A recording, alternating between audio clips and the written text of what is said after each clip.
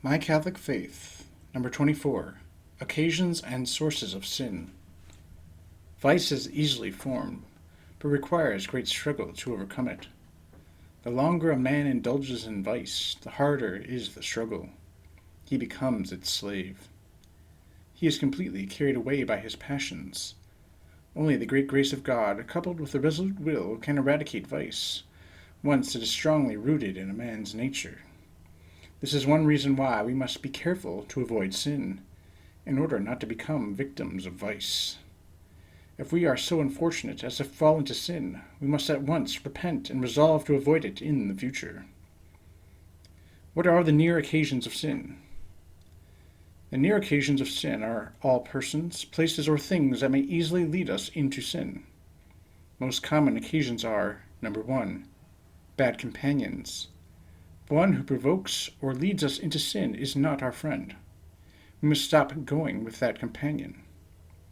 One rotten apple in a basket of good apples quickly rots the rest.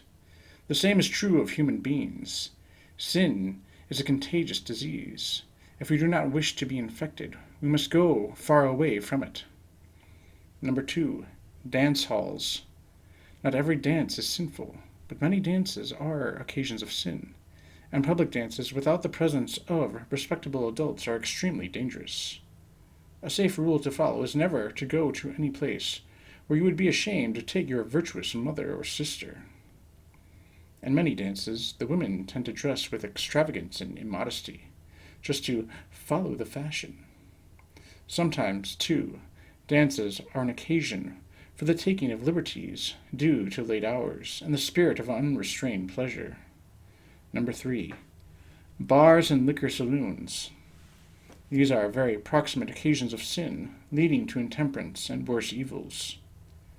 Those who frequent saloons are likely to be not only habitual drunkards, but constant gamblers, who neglect their homes and duties, become involved in disputes, and finally end badly even in the temporal sense.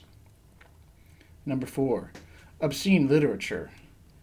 Bad newspapers and magazines are no less dangerous because their wickedness is often not apparent, many hiding their evil under the guise of cleverness, science, art, etc.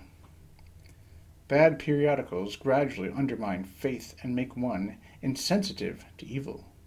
It is the duty of every Catholic to subscribe to a Catholic periodical and never to favor a wicked press. Number 5, bad books. Many novels are harmless. Some are very helpful, but many are positively wicked. We must be very careful in the selection of the books we read. There are national book clubs under Catholic auspices. Among them may be mentioned the Catholic Book Club and the Pro Parvullus Book Club, headquarters of both of which are in New York City. These book clubs send members lists of books of merit according to literary standards, and not offensive to Catholic morals. They publish reviews of current fiction, most useful for the general reader. We must remember that poisonous food will only kill the body, but poisonous reading kills the soul. Number 6, indecent pictures and shows. Today, many moving pictures and theatrical shows are not decent. We must be careful to choose only the good, those approved by the National Legion of Decency. This legion, working under the hierarchy, each week issues a list giving the moral evaluation of current films. It reviews and classifies. It asks every Catholic to take a pledge not to patronize lewd pictures. This pledge is nothing extraordinary for any decent person, Catholic or non-Catholic. It merely puts down clearly something that any upright person is obliged in conscience to do. The Legion of Decency was formed in order to unite the laity with the hierarchy in a persistent drive to prevent the showing of lewd pictures. If every decent person kept away from such obscene shows, the producers would surely make better pictures. Supply is according to the demand. We get what we ask for. How should we act towards occasions of sin? We should never seek and always try to avoid occasions of sin. Number 1, it is wrong voluntarily to seek the occasions of sin. Quote, he that loveth the danger shall perish in it. Ecclesiasticus chapter 3:27.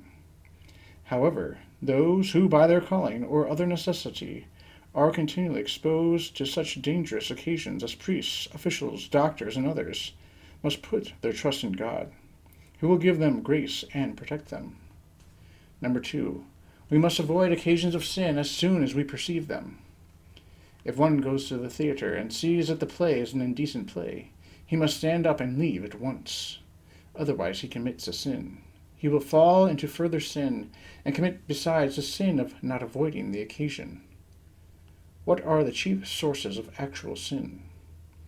The chief sources of actual sin are pride, covetousness, lust, anger, gluttony, envy, and sloth, and these are commonly called capital sins. They are called capital from the Latin caput, which means head, because they are the heads or sources of all sins. Thus they originate sins of luxury, gossip, excessive ambition, etc. Number 1. They are called capital sins, not because they are the greatest sins in themselves, but because they are the chief reasons why men commit sin. They are the origin of every sin, all other sins arising from them as from their fountainhead. These sins are termed deadly, because they are either mortal of their own nature, or may easily become mortal. They may be mortal or venial, according to the matter is serious or less serious. Number 2. These sins are called vices, because they produce permanent disorders in the soul. They are the 7 fatal diseases of the soul, which end in death. He who will be a friend of God must divest himself of these vices. Before we can plant the beautiful garden of virtues, we must root up the thorns and weeds growing out of these deadly sins. Does God punish sin? Yes, God punishes sin, partly in this life, but chiefly after death. Number 1. In this life, sinners suffer from remorse of conscience, fear, and unhappiness. Their sin often brings upon them disease or death, the hatred and scorn of their fellow men, and other temporal punishments. Even on earth, quote, the wages of sin is death, end quote.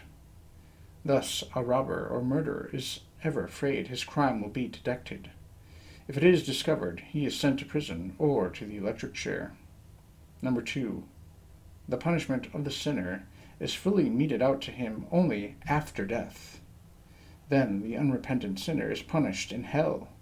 Justice is not always done in this world, where the wicked often prosper, and the just are made to suffer.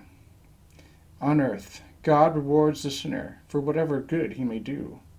It is only in the next life that the evil he does is given its full and just punishment.